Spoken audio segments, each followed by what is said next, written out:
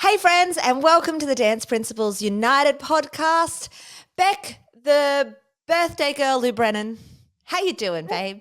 I'm super amazing. It is week 1 back. I did just have my birthday, which was so fun. And week 1 back at the studio of term So 4, good. all the Oh my craziness. gosh. Oh my gosh. And you have opened a new premises to try and stop the overflowing a little bit of your. If you're watching us on YouTube, you can see that Beck is currently spreading her children out across multiple studios. So good. Is it going well? It is it's so much better. Obviously at the old studio and not so crazy, but the logistics of getting teachers across because they're about 6 minutes apart. It's going to be fine next year because we've got the new timetable and we can logistically do that. But right now, logistically doing that is a little bit crazy. But And the parking on it. It takes you longer than you expect for them to park, right? actually the parking's fine. This is a massive car park. I'm talking maybe 200 or 300 car spaces. Amazing. Yeah, where we are. And it's very busy through the day, but of an afternoon is completely bare because all of those businesses are closed. So that's fine. It's more just the logistics of that teacher finishes there at 6:15 and also starts there at 6:15, and that Yeah. doesn't work. So it's that craziness. But other than that, everyone loves it. It's so bougie. You'll love it when you see it. I It's can't very wait to pretty. come for Yeah. a visit. Hey, term 4 means concert time. So we thought we'd bring you this little series on some of our best concert tips. I love concert time. It's my favorite time of the year. I love term 4. I love the adrenaline. I love the excitement of all of the shows and all of that. Do you love it too? I do. I have 9 concerts this term, which is a Yeah. lot, and I feel like there's adrenaline and there's anxiety. No, I'm super excited. It's gonna be amazing. Mm. It's just there's a lot happening in Yeah, our and you we do have to different venues as well, which is like managing different venues is a lot. and different themes almost, Yeah. so we've got, Circus Acro concert coming up, which Mm. normally we do a lot earlier, but because I've got brand new Circus Acro teachers this year, I wanted to give them that little bit extra time. We've got musical concerts, Yeah. preschool, troop. There's a lot. Mm. There's a Absolutely. lot Like I used happening. to run 7, but Yeah, they'd all be at the same venue and all run pretty much the same way, whereas yours are all very different kind of like styles of shows and different, and layouts and stuff. all different weekends, and it's a lot. Yeah. Well, that's exciting though. I know. Well, good thing we're talking about all our best concert tips. We are, absolutely, and we're super excited to start with you guys on costuming. Now, I don't know if you've noticed this, Amanda, but it is such a big topic on all the pages at Yeah. the moment of where are people sourcing costumes, how expensive costumes are, how much people are paying for shipping. It's a whole thing, right? Absolutely. It's crazy. Absolutely. And I think it's important to really, make sure you know what you're doing for your costumes. It's so hard because there are only limited suppliers. And as much as we'd like to go, and this supplier and this supplier and this supplier and this supplier, like, unfortunately, that's not always the way. But I know, like, coming to Expo is a great way to find new suppliers, right, Beck? You know what?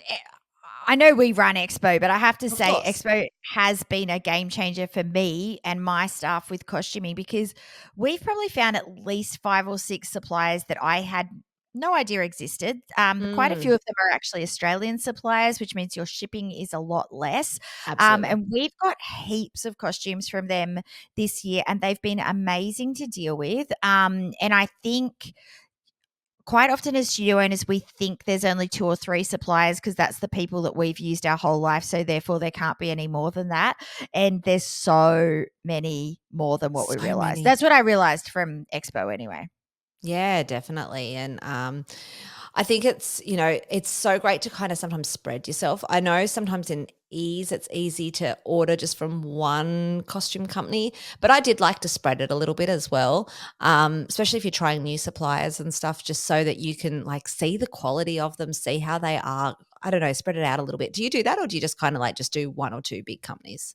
No, we totally spread it out. And I think Yeah. as well, what I loved about Expo, because I don't know about you, Amanda, but if it's a crappy website, I think that the quality of the costume's going to be crappy. And then when I went to Expo and looked at the actual costumes, I was like, oh no, this is actually really nice. They just don't have great photos on their website. Yeah. And so I think like that as well has been a game changer of actually seeing things in person and seeing what that quality is like. But yeah, no, we've used heaps of different suppliers this year. There's Exciting. probably a couple that I go main to. But yeah, I trying love it. out lots of different things, and we've been really, really happy with all of them. Awesome. All right, let's talk about how we decide the pricing for costumes and the profits for costumes, because that's a really important thing that we've got to decide as a business owner, rather than just plucking this number out of our head, which we have seen done before. It's really important that you really are maximizing your profits for your costumes, because you deserve that profit, right? If you were in working in any retail store, they put at least 100% markup on everything. They double the price of what they pay for it in. Now, I would love to sit here and say you should be putting 100% markup on your costumes, but that's not the reality. And I'm not going to say that because no one would actually do it, and it's just too high, right? However, you should be maximizing your profit the most that you can, right? Yes, and I think we forget how much time and effort goes into costumes. Like, Mm, choosing the costumes, going back and forth with teachers, that takes so long sometimes, especially if they're a picky teacher that has a certain vision in their head. Then sizing the children, then going on and ordering, then finding out jokes. We don't have enough of that size in that costume anyway. So then going back to like that is so much time, then getting the costumes, unpacking the costumes, bagging, tag, like all of that is time. So mhm. calculating that for a starter and making sure that you're getting paid for that if it's you doing it, or if it's like me, I'm lucky enough to have a staff member who does that, but I have to cover that staff member's wage. It's Absolutely. silly for me to have that staff member doing it. I'm paying them, but I'm not putting any extra money on the costumes. Mm. And then also, you are a business, therefore, you should be making a profit off each costume as well. So, nutting all that out there's a lot of moving parts there, and being educated enough on those moving parts is the key. Absolutely. And I think the education part is the key, and knowing your numbers. So, for me, I would always do a spreadsheet where I would have everything calculated. So, for example, if you're ordering something from the States, having it written US dollars, then what the exchange Mm. rate is on the day that you purchased it. So change to Australian dollars, what the shipping is, if you're going to get a customs charge for it as well. Also, then going, okay, so I bought 15 costumes, but I'm only using 12 of them because 3 are spares. So when I work out my cost price, I actually need to work it out by, divide it by 12, not by 15 in that example, because those kids should be paying for the spares, because that's what has to happen, right? So therefore, you then get your cost price and then deciding what your sale price is. Really making sure you know those numbers. I think so often we're like, oh, and I'll just like throw on $5 for shipping, or it'll be this, like, without actually calculating it. So it's really important you have that, and then looking at the potential profit. I think, adding that spreadsheet up and going, okay, so if I charge $100 for this costume, my profit will be X amount. What if I charge $110? What will my profit be? And then doing that for every single class, so then you can see your total at the bottom, I think is really, really important. Also, remembering if you're charging $110, $10 of that is GST and not actually yours. Absolutely. Yeah. I've made that mistake so much. I've been like, okay, the costume's $88. I'm going to charge $110, and then I'm making a $22 profit. No, you're making a $12 profit because $10 of that is GST. Like, you know what I mean? Like, knowing that as well is important. Absolutely. Hey, we have a great spreadsheet that does all of that. So if you would like a copy of the spreadsheet, either DM us on Instagram or comment below with the word Costume. costume. I'm just trying to think what the word is. The word costume, and we'll send you that spreadsheet so that you can use it as well, because it's all laid out with all the calculations and stuff done. So that will help if you use that word costume. Just put it into the DMs and it will come up for you, and that might really really help. So Beck, when you have parents come to you and say, "Hey, I got on the whatever brands website and saw their prices. They're only charging $70. Why are you charging me 110?" What's your answer? Yep, I love this, and I've had this happen so many times, even on sites where it's only for studio owners because they're school teachers, and so they also have those logins. And so I literally say to them, I have to pay someone, be it myself or someone else, to choose the costumes, to put those costumes onto Shopify, which is the shop that we use for it, to then order those costumes, to size the children, to then bring those costumes in, to unpack the boxes, to steam the costumes, to pack the costumes into beautiful bags and to put them out to the parents. And I'm a business, and businesses need to make profit off all of those things. And that's literally what I say. I'm not scared to say that. Mm, And I've taught my staff to not be scared to say that. And not one parent ever has then said to me, that's disgraceful. They're all like, oh, I never really thought of it in that way, which yeah, is if you true. say it with kindness, yeah, Oh, absolutely, without being rude, you say it with kindness, but yep, with an education, yep. because they don't go to Kmart and go, "Hey, I got on Alibaba and saw that you're getting this for like." It's just, it is what it is, right? Like, that's how much things cost. So I think if you educate the parents around it, that's so important. But I think the point is that you're brave.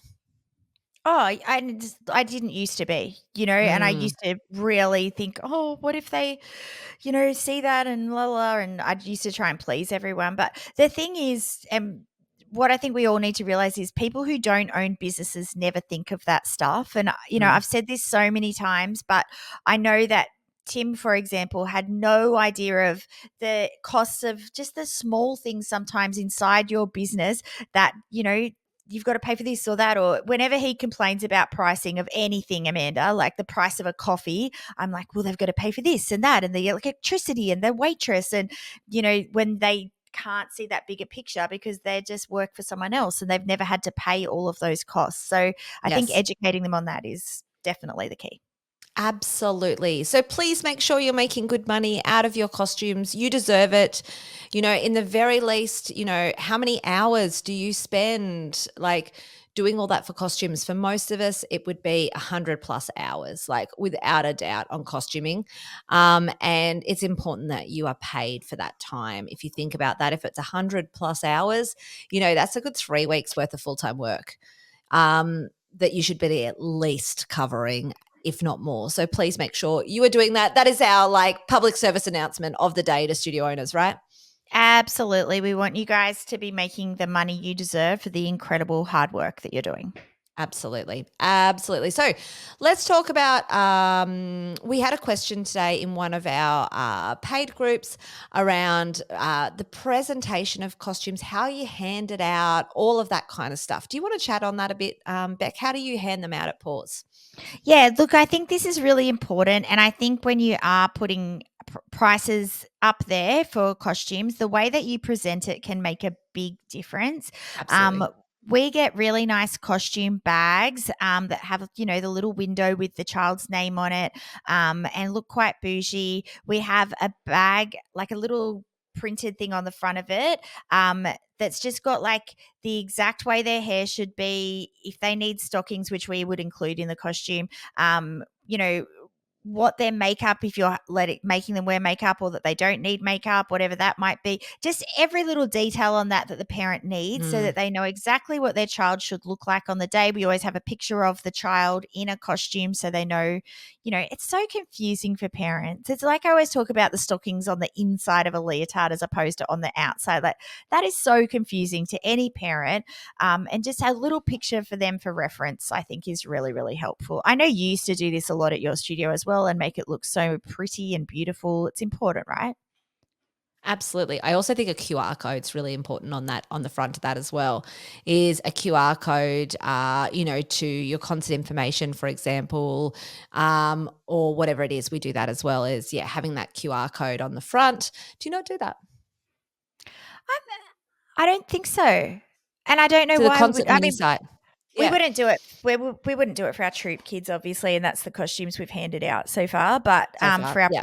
preschool, that's a no-brainer. I'm not sure if we did or didn't, to be honest, but I am Okay. definitely doing it this year. That's a great idea. Absolutely, absolutely. Um, and I wanted just to jump on that presentation thing and have a chat about, like, we've all, purchased from dodgy Chinese brands, where, the Shein packaging comes and it looks gross and the clothes are crushed, or, they're just in that plastic thing. And how much different experience to that is if you go into a nice store where they have the really nice paper bags, they fold it in tissue paper, it's steamed for you, it's pressed, or even hanging in a suit bag.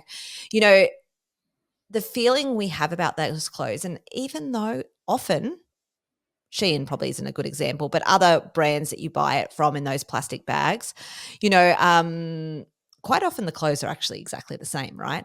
But it has to do with the presentation of the clothes that changes our perceived value. So your parents have that exact same thing. So really make sure that you are taking things out of bags, that you are hanging them up if you can, presenting them nicely, whatever it is, making it look really lovely to present it to parents will show more value in it. Do you know what's interesting? Mm. Little side story about that, Amanda. I haven't told you this. So I Yeah. love Chic, and I know you love the shop Chic as well. Mm. And the Chic in Penrith has started putting the clothes up without steaming them. And it makes those clothes look so cheap and nasty that I won't go in there and purchase clothes anymore. Isn't that interesting? So, like, That's so interesting. I was in Chic the other day and I noticed that something wasn't steamed as well, and I thought, "Oh, they just hadn't got around to steaming it." but like, I wonder if it's a I thing. don't know. But I think that devalues that brand in my Absolutely. eyes because I would never ever try something on that wasn't steamed, and it Mm. actually makes me walk out of the shop because I'm like, "Oh, this is getting really cheap, this brand now, I hate it." But it's not. It's just they haven't Prices are bothered to still there. present it Yeah. nicely. But see how that like we put a lot of time into steaming all of the things for our students and making sure that everything has no creases, that it's super immaculate. We fluff the tutu skirts up. Like we put a lot of time and effort into that for that reason, because Mm. if it's steamed and presented beautifully, it looks and feels more expensive. Absolutely. I love that so much. So, so important. So make sure you're presenting them. How early before shows do you hand them out, Beck? Yeah, like 2 or 3 weeks. Yeah, okay. I think that's a decent amount of time. You don't want to do it too late, because if you do it the week before, like, what if the kid's away, right? Then that makes it really, really hard. But you also don't want to do it too early either. I love the tip that you gave today, around the week that tickets go on sale. Mm. I think that's really clever if you can time things like that. So if your tickets go on sale, sending the costumes home that week so everyone's excited about it. You could also include a little, QR code to the ticket website link, or a little reminder that tickets are going out, or whatever that is. I think that's super clever. And because, like, I guarantee that the kid's gonna get home and wanna try it on, and then parents will say to the grandparents, "Oh, look how cute they are in their Send the costume," and photo. then Yeah. yeah. All of that, or the week before, so that it's ready before concert tickets go on sale or whatever. I think that's a really clever idea. Yay. Absolutely. Yep. Okay, last thing we're going to talk about in terms of costumes to wrap up our costume tips is backstage, how you handle costumes, different ways you do it. You and I do this a little bit differently. So why don't you chat about how you run costumes backstage at Pause, and how you organize it all in the concert craziness? Yep, for sure. So I'll chat preschool and then main school. So Hmm. preschool, we only do one costume, and our kids always arrive in their costume with their tap shoes on because we hate putting the tap shoes on most. And we collect all their other shoes the week before. We put them in buckets, and then their buckets are set up. And then as they come off stage, say Wednesday tap comes off, ready to put their jazz shoes on, they all sit down, they put their jazz shoes on, and off they go. So Mm. that's pretty simple, and we keep it super simple so that we can focus more on the fun of backstage and all of that sort of stuff. So could I Then, ask in that, yep, so they've given you all their jazz shoes. Do you put them in Ziploc bags? Like, what do you correct. do? Yep. Ziplocs Good with their question. names on them, and you write them all on, and they're just in like a tub with their class name on it. Correct. So they have a band on their wrist with their name on it. So Mhm. that because if helpers, they don't normally tell them their names, especially 2-year-olds. Then we have, say, their jazz shoes will be in the Ziploc bag. We take their tap shoes off. We put their jazz shoes on. We put their tap shoes in the Ziploc bag, zip it up, and put it back in the box. So, Yeah. and then they It's collect like their swap one shoes. for one. Correct. And then they collect their shoes the week after. So the shoes they have on Oh. last, yep. So the shoes they have on last are the shoes that they go home in. So let's say their last thing is ballet. They go home in their ballet shoes. And then the week after, they collect all of their shoes from the studio. Ah, do you have a lot of people that don't pick up their shoes? Yes. Yes. It's Yeah. I can't fathom it. We have to text so many of them and say, don't forget to pick your child's shoes up. Yeah. I'd It's forget. crazy. That would be me. But, like, they're in the studio the next week doing dance anyway. That's the part Yeah. that anyway. Okay, talk about main concert. What do you do for that? How's that different? Yep. So this is my troop concert, just to be Okay. clear. So with troop, we collect all of our 6s and 8s costumes because they've already had them the whole year, Mhm. the week before, and we set them up in individual classes on racks, and we take them to the concert. So they all wear their first costume to the concert. Everything else is on an individual rack.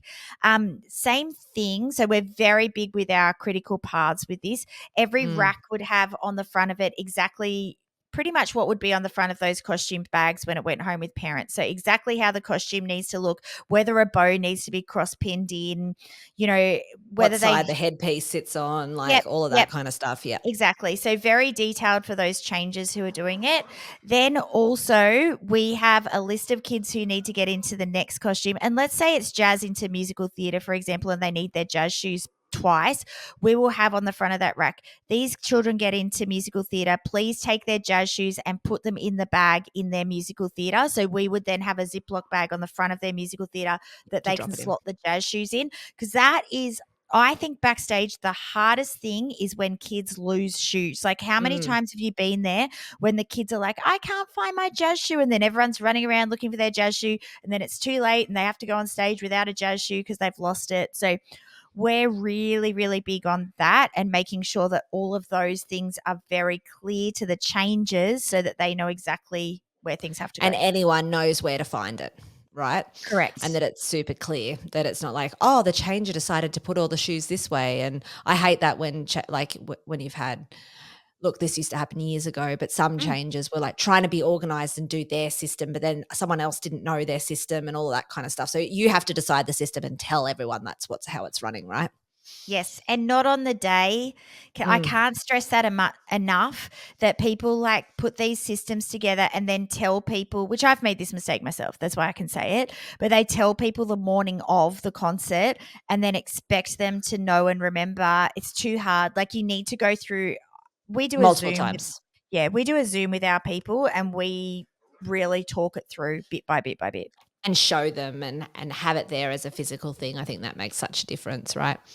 Absolutely. What's your Awesome. top backstage? Backstage tips. Now, we did hire costumes, so it was a little bit different. However, we would take every single costume to the concert. Like 2 trucks worth of costumes to the concert. A lot of costumes. What I would do though, in terms of organization, is it wasn't with the class group.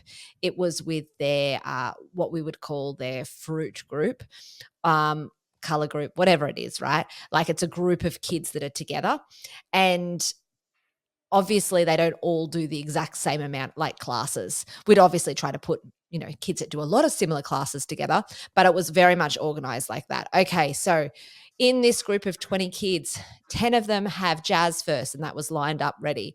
Then 3 of them then change into the tap, but the other 6 of them change into hip hop, then this one, then this one, then this one. So very, very organized that way. rather than them going to find different costumes from different rooms. I did that once. That was a bad choice a long time ago. So have that all very organized. The same thing with shoes as you do. We actually didn't allow kids to bring in bags into the concert. They had to come in their finale costume ready, because we couldn't. I would love to do first costume, but that didn't work for us. So they would come in Yep. their finale costume with their shoes that they were wearing for the finale, which we suggested jazz, ballet, or hip hop shoes, so that they were to bring the least amount of things in a snap lock bag. They had their name and their shoe with their other shoes if they needed them, or another pair of tights if they needed them, and a water bottle. That was it. So all the shoes would sit into a shoe tub for their group, all the water bottles in a water bottle tub for their group.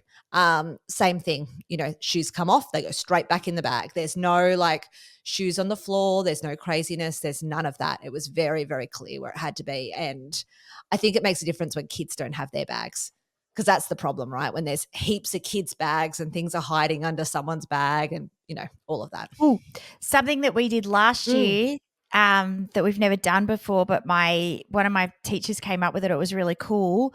We had a wash basket for every child with their name on it, and Oh, cool. as they took their costume off, so say they take their jazz costume off, they'd just chuck it in the wash basket, and then they'd take their wash basket over to the next costume or the next station. And that way, at the end of the night, parents aren't running to different racks trying to find their costumes. Everything's just in their wash basket. Amazing. Yeah, we did that for our comp classes. We did, they had to bring like clear plastic boxes, like clear plastic tubs. That's the only, they weren't allowed to bring a bag. If they had things to bring, it had to come in a clear plastic tub with their name. The same thing, because then I find that it's just all in there and it's not all spread out everywhere. And I feel like that's easier.